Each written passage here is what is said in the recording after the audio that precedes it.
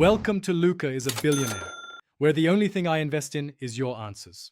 You're starting with the essentials, permissions and the notifications panel. Open settings and go straight to notifications.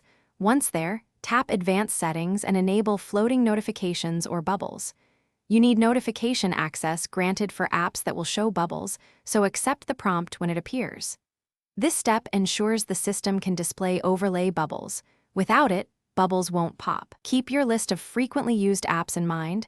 You'll enable bubbles for specific apps next. Now you'll enable bubbles for each app that should use them. Open Settings, tap Apps, pick the app, and enter Notifications. Once inside, find Conversation Notifications and set Allow as Bubble. If the app offers an in-app bubble or chat head option, enable that too. This prevents conflicts and gives you consistent behavior. Once done, test by sending yourself a message in that app. You'll see a floating circle appear if everything's configured properly, which saves time when multitasking. You're ready to use bubbles. Tap a bubble to expand the conversation, drag it to reposition, and swipe it off-screen to dismiss. If bubbles disappear or don't appear reliably, make sure battery optimization isn't killing the chat app. Exclude it from optimization. Also recheck notification access and the app-specific bubble toggle.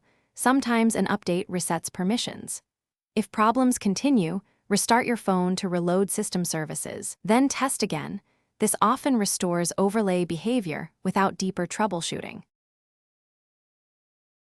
Thanks for watching and please subscribe. It's the best investment you'll ever make.